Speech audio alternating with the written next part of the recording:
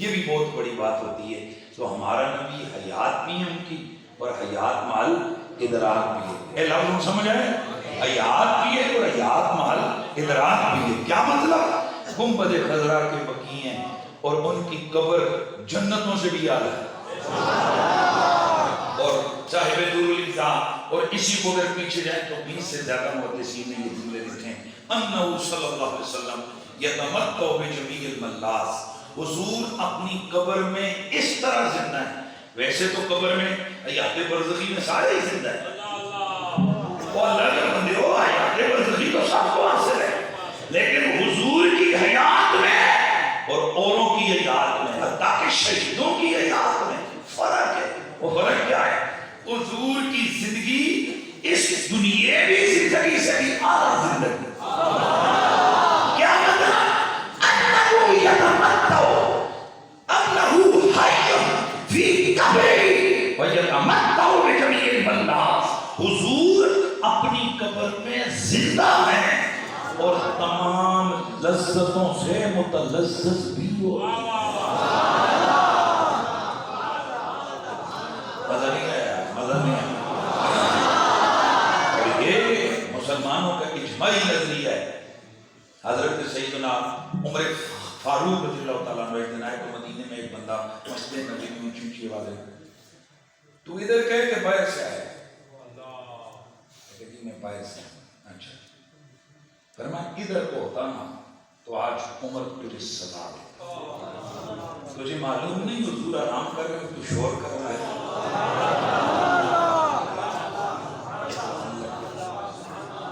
تجھے سمجھ نہیں؟ پھر یہی حضرت عمر ہے.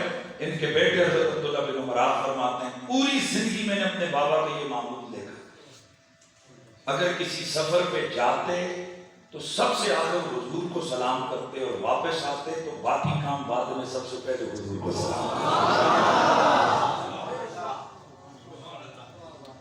ایک دن فرماتے کہ میں نے اس بابا یہ کیا معمول ہے؟ جاتے ہوئے سب سے آخر میں حضور کی خدمت میں اور آتے ہوئے. تو آپ نے فرمایا بیٹے تجھے معلوم نہیں ہے کہ اس وقت خدا کے بعد کائنات میں سب سے بڑا رتبہ حضور کا ہے، اور حضور کو اللہ کے بتائے سے سب پتہ ہے کہ ہم کیا کر رہے ہیں. بھائی بات نہیں سمجھ ہے؟ ہاں لاؤ فضلہ یہ عمر کی بلندی ہے. یہ سنی ہے، عمر بھی سنی ہے. اس کی وجہ یہ ہے کہ ہم سنیوں کے عقیدے ہیں وہ جو صحابہ کے عقیدے ہیں. ہمارے پاس کوئی نئی چیزیں تو آئی نہیں ہیں. ہمارے سب عقائد نبی کی آگ یا نبی کے صحابہ سے. تمہارا دور بات چلے گئی. حضور کی حیات بھی ہے اور حیات مال.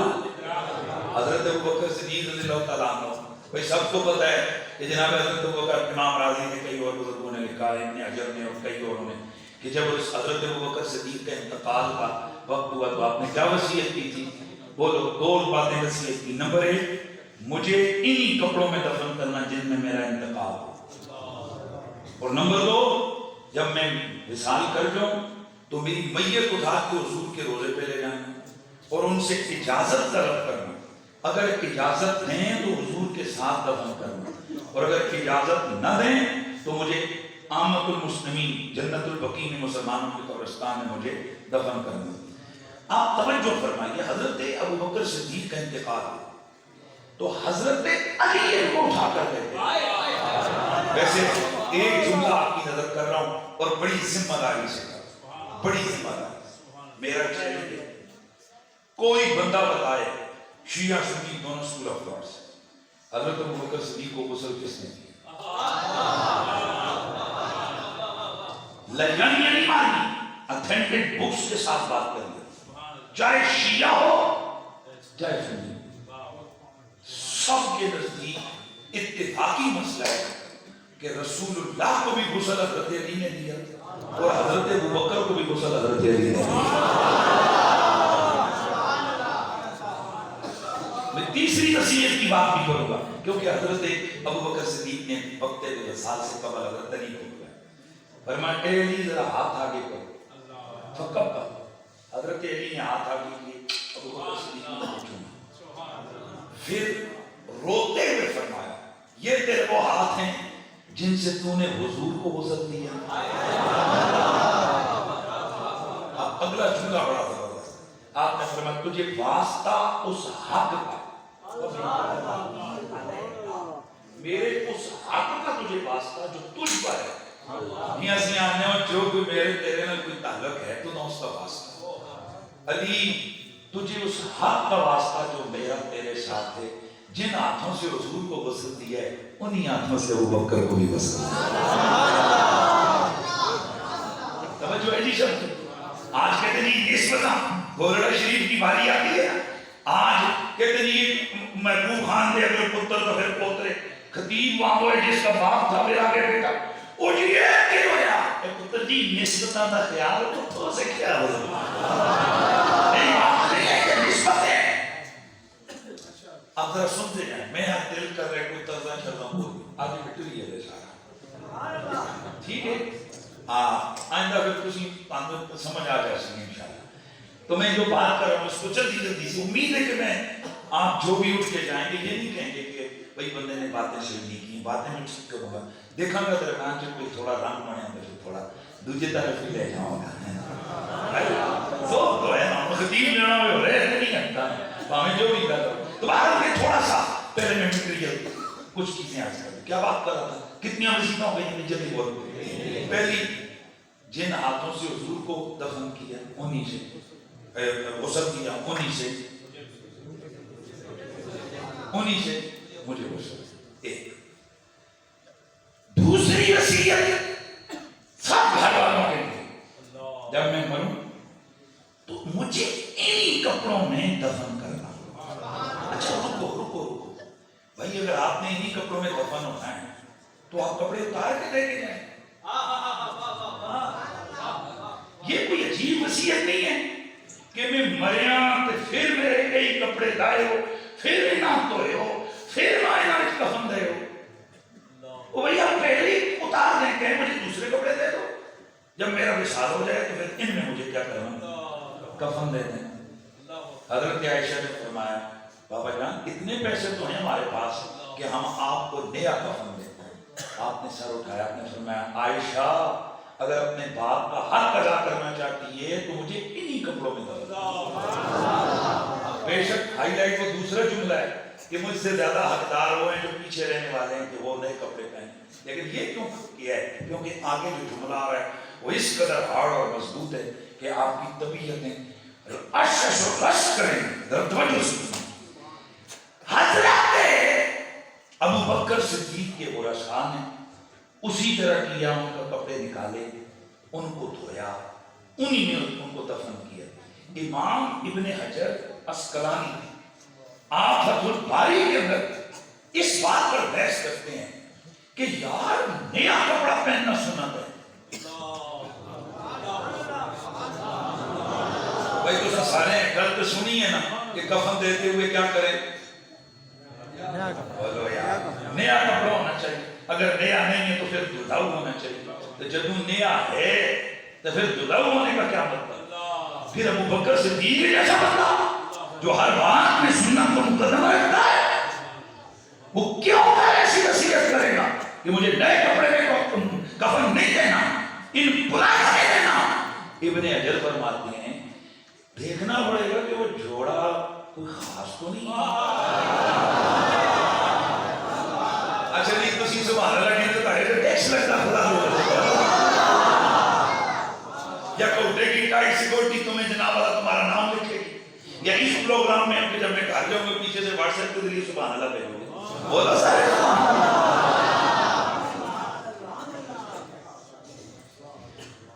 دیکھیں نا آپ خطیب سے جملے نکلوائیں تو جب تسی ہنی پر جو خطیب ہے ادوان ہو جائے گا. بھائی پلیز ذرا توجہ رکھیں.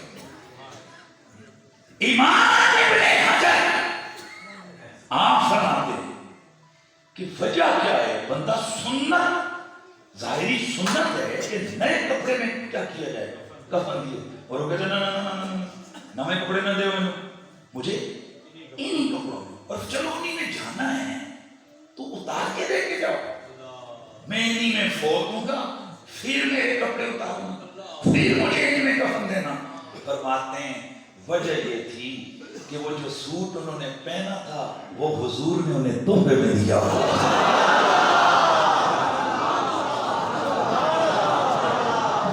وہ کیا تھا؟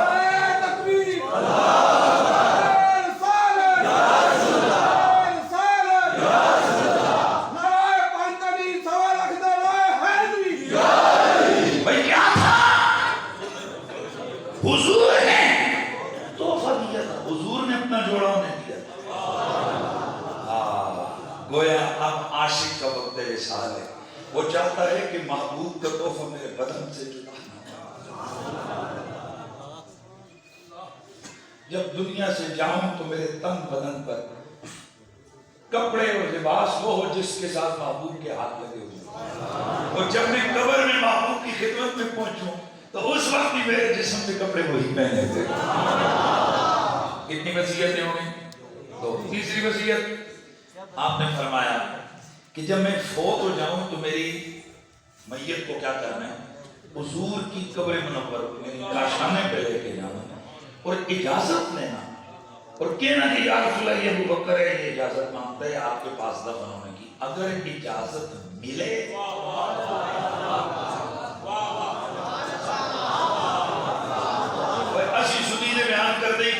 میں بڑھیا میں تکیے شان ابو بکر صدیق میں یہ لقمہ کھا ہی لیتے ہیں. یہ نہیں سمجھ آ رہی ہوتی کہ وہ کئی چیزوں کو خود مان رہے ہوتے ہیں. پہلی بات میرے مصطفیٰ کے مزار پہ جس وقت حضرت ابو بکر صدیق کی جنازہ پاک کو اٹھا کے لے جایا گیا، پتہ ہے وہ لے کے جانے والا کون ہے؟ میرے خیال میں سب تک آواز نہیں پہنچی، ولی بول گئے بھائی کون ہے؟ مولا. اچھا وہاں جو آواز دینے والا ہے وہ بھی کوئی اور نہیں، وہ بھی علی ہے. یا رسول اللہ ھذا ابو بکر ادا بابکا، اے اللہ کے نبی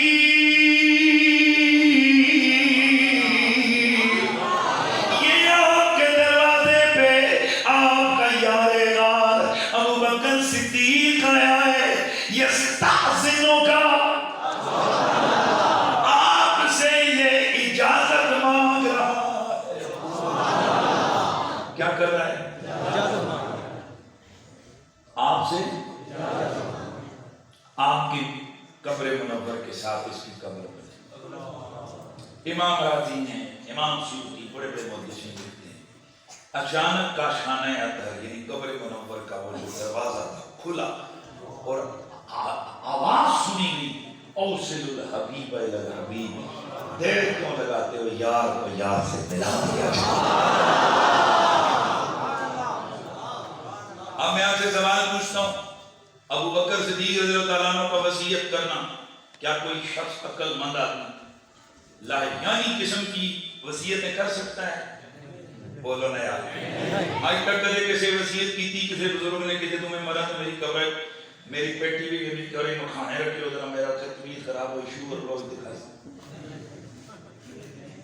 بولو یار کیا نہیں ہوتا ایسی باتوں کو کوئی نہیں.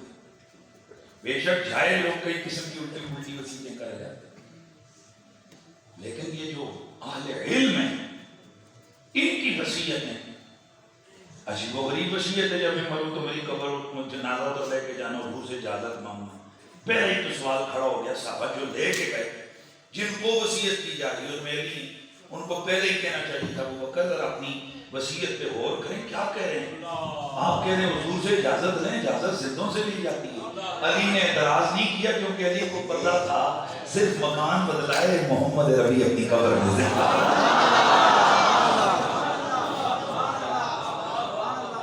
اللہ یادش بغیر الحمدللہ.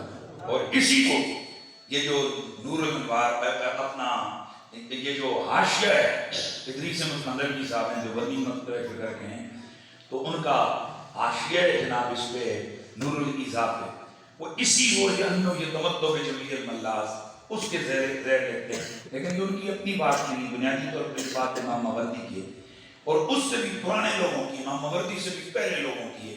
عبدالرؤف مناوی نے یہ جملے لکھے ہیں، ملا علی قاری نے یہ لکھے ہیں. ہاں یا آگے آپ آگے حوالے ذہن میں آگے. اور یہی چیز جناب حضرت امام نبہانی نے لکھی ہے اور اسی کو ماشاءاللہ پیچھے امام سبکی لکھ کر گئے اور بڑے بڑے محدثین بڑے بڑے علماء اس چیز کو صراحتاً لکھ کے گئے. بڑے توجہ سے سن لیں کیا بات کر رہا ہے.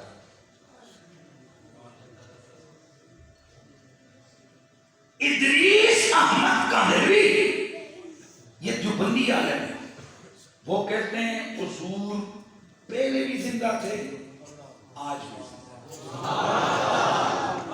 انتقال سے پہلے بھی زندہ تھے، لذت شربت موت چکھنے کے بعد اب بھی فرق کیا ہے؟ کہتے ہیں فرق یہ ہے ان کی مثال اس شمع کی سی ہے، پہلے دروازے سے باہر جل رہی تھی، سارا صحن دیکھ رہا تھا، اب اندر لا کے دروازہ بند کیے اندر بھی جل ہی رہی ہے.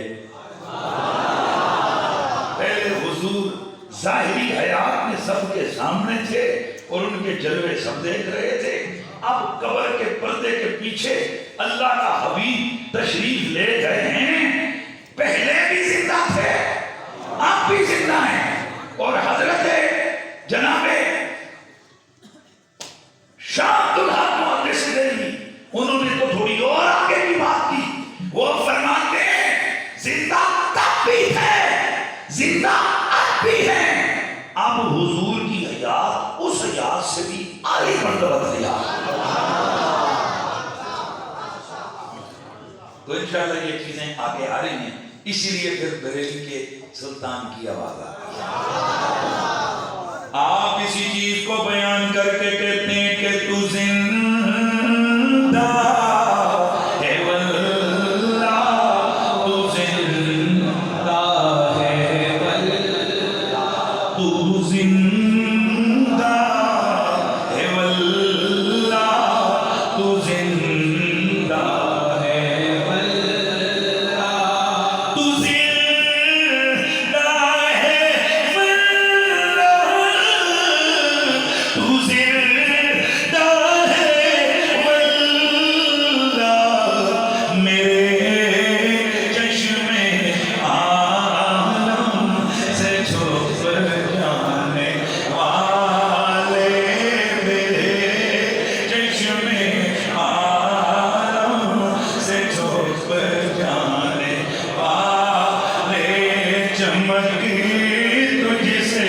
آتے ہیں سب پانے والے، چمکی تجھ سے آتے ہیں سب پانے والے، میرا دل بھی چمکا دے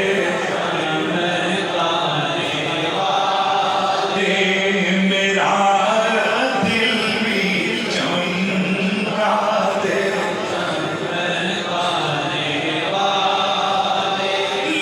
برستا نہیں دیکھ گئے اب